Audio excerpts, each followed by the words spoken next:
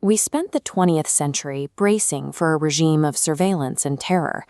We watched for Big Brother, expecting a future defined by fear. But while we were building defenses against a state that rules through pain, we were quietly slipping into a dystopia of pleasure. George Orwell gave us the blueprint for the authoritarian nightmare. His novel, 1984, warned of a world where every whisper is monitored and every thought is controlled by the threat of violence.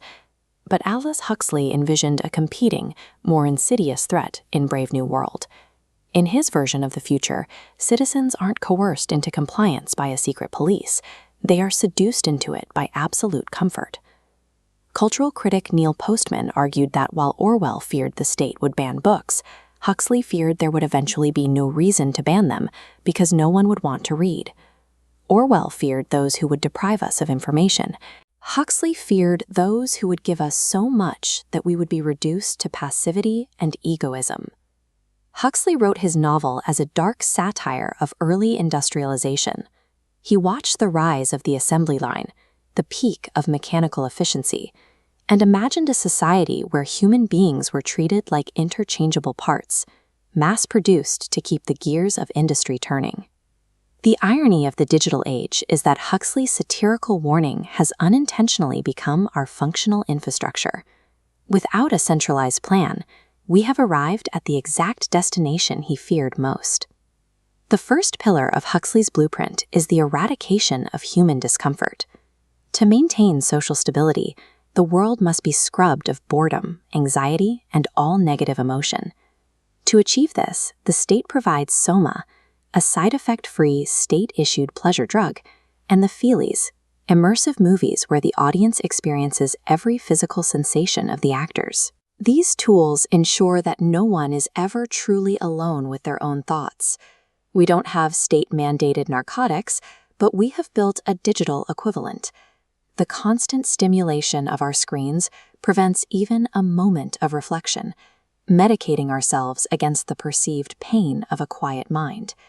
The dopamine-driven feedback loop turns a red notification badge into a habit trigger. Unpredictable rewards keep users chemically invested. These loops splinter into customized filter bubbles, isolating you from a shared reality by feeding you content that exclusively validates your existing worldview. We no longer need an authoritarian government to force our compliance. We voluntarily choose the entertainment, accepting passivity in exchange for a continuous stream of effortless distraction. The second pillar of the blueprint is an economy engineered for hyperactive consumption. In the world state, buying isn't just a choice, it's a mandatory contribution to social order. Huxley imagined games like electromagnetic golf, sports involving complicated, expensive technology purely to keep the factories running. These activities aren't about skill or mastery, they're designed to burn time and keep factories running.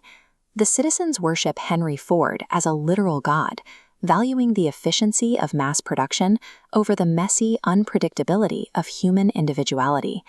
Modern planned obsolescence, the strategy of designing products with a limited lifespan, achieves the same end.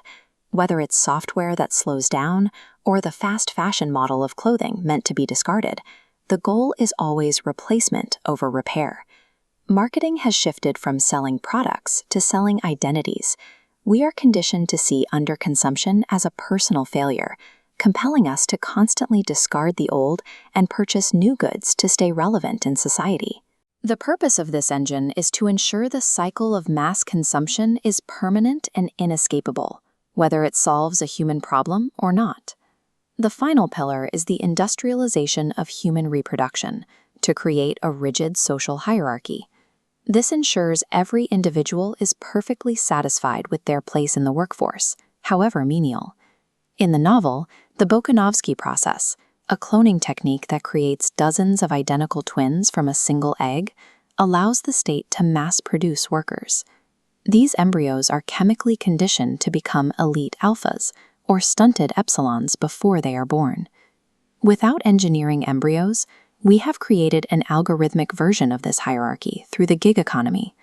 This creates a modern service caste, assigning individuals to roles the upper tiers consider unclean. The algorithm acts as an invisible predestinator, sorting users into economic roles with absolute finality. This algorithmic sorting traps marginalized groups in manual labor. Managed by a dispassionate algorithm rather than a human, the demographic isolation of this labor force remains completely invisible. By placing a software interface between the consumer and the worker, the system sanitizes the transaction. We interact with a button on a screen rather than a person, allowing the convenience of the modern economy to mask the deep social stratification required to work. In Huxley's fictional dystopia, it took 10 elite world controllers to manage the system and suppress human creativity. It was a top-down structure designed to prevent the population from ever regaining their agency. But in our modern world, there is no central committee of controllers. We are building this accidental utopia ourselves, through our own choices, preferences, and data. We are the architects of our own passivity. In the novel, a character named John the Savage eventually rejects this world. He demands the right to experience real art and real love, even if that means experiencing real pain. He refuses to live in a world where happiness is nothing more than the absence of suffering. We have a fundamental advantage over the citizens of the world state. Our biology is not fixed, and our agency is still intact.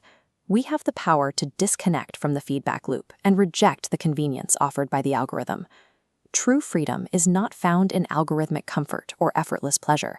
It is found in the friction of reality, in choosing the inconvenience and the unpredictability that come with being truly human.